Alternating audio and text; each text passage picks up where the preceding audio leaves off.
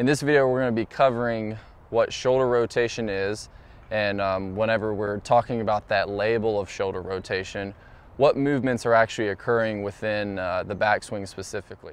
Shoulder rotation, as we know it from a golf viewpoint, is the motion where we start off in the setup position and then we're rotating up to the top of the swing. So most golfers are going to identify this as shoulder rotation, when in reality, from an anatomical viewpoint, shoulder rotation is more in this form. Our shoulders rotate internally and they rotate externally.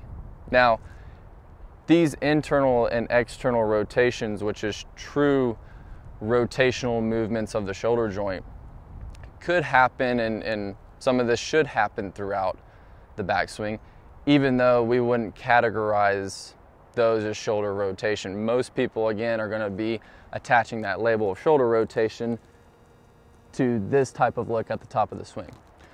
So what we want to do is kind of give you some clarification on what movements actually occurring to acquire that quote-unquote shoulder rotation and that nice full turn that we see at the top of the backswing.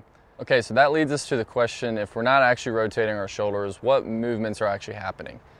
And the movements that are actually happening are migrating really from what the spine is doing. So whenever we get into this position at the top, we've actually performed a rotation around our spine, specifically our thoracic spine. So right above the diaphragm is when we're going to have the most range of motion in regards to rotational ranges from our spine.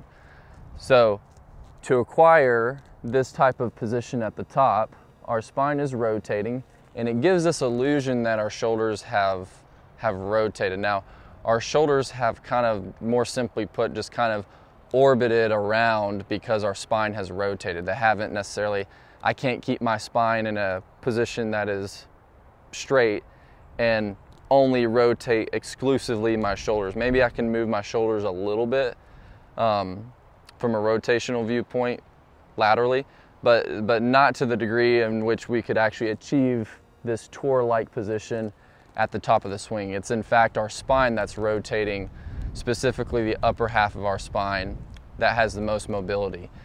As we work down our spine, we lose less and less rotation. So when we get down to our lumbar spine, we only have a few degrees of range of motion from a rotational viewpoint. So most of that rotation we're experiencing at all points in the swing, but specifically in the backswing, is a movement through and around the spine. So with the understanding that our spine is the most responsible for the rotation that we're seeing in the backswing, we also want to look and visit what the head and neck are doing throughout the backswing as well, because as mentioned, we're going to have the most available rotation from the upper part of our spine, and segmentally as we work our way down the spine, we're just losing less and less degrees of rotation throughout the spine. So the head and neck are going to be kind of where the origin of all rotation starts from. Just from an anatomy viewpoint, golf kind of aside, rotation is going to stem from the head and neck area.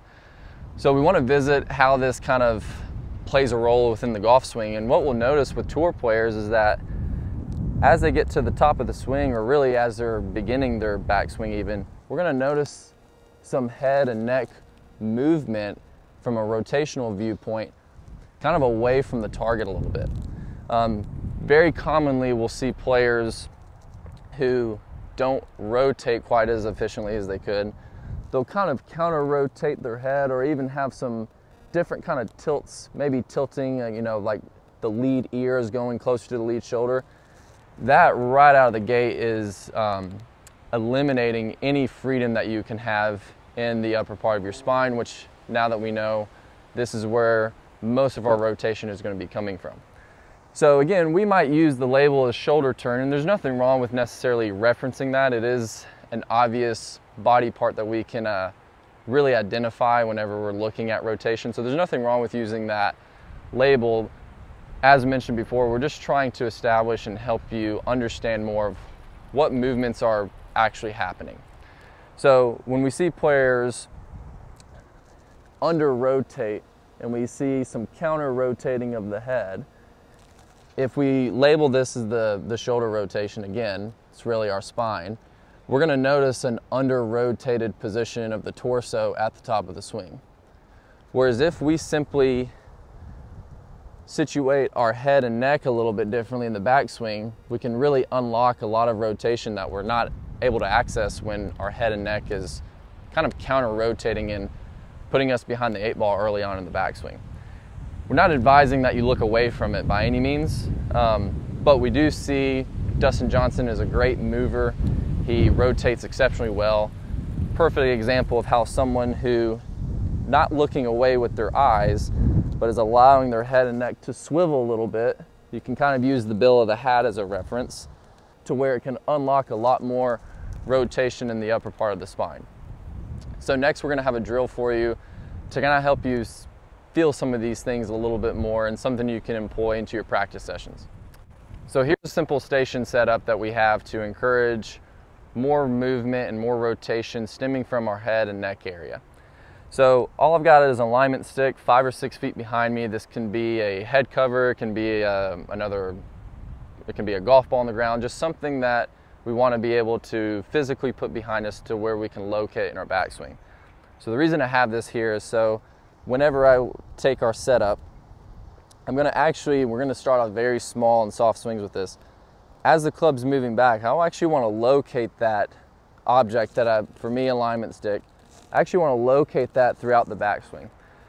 The reason we want to actually look away from the ball just momentarily, and again, this is just purely a drill, is because for me to locate that object that I have behind, I have to allow my head and my neck to rotate away from the target.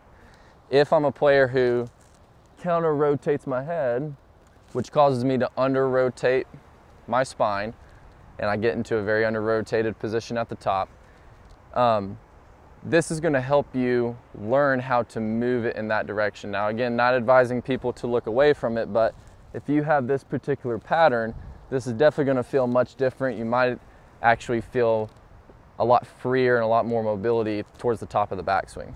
So we're going to demonstrate one, starting off very soft. I'm just going to look away, and then as you come down, you can kind of relocate the golf ball.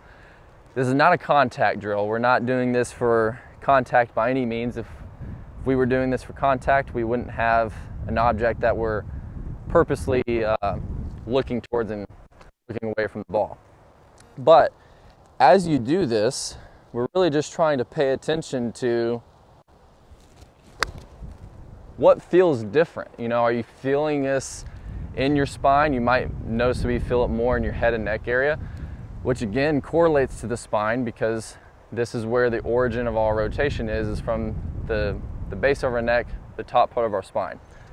So once you've done some reps with that there, we recommend probably 5 to 7 slow reps that way.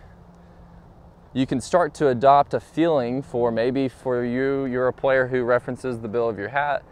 Maybe you just find a spot on the ground. You know, as you get more comfortable with this thing, with this drill, we can find spots on the ground that get closer and closer. When we go play, obviously, we wouldn't necessarily intentionally look away.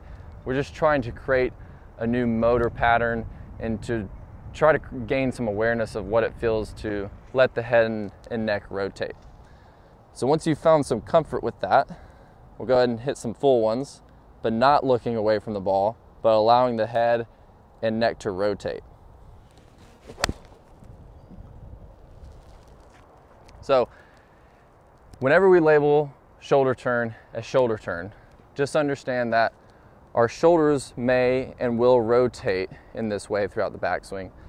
But whenever someone's referencing shoulder turn, as it pertains to how we've known it for years, it's actually a rotation of the spine. We will discuss a little bit more in detail what shoulder rotation is and how we can actually use this throughout the golf swing.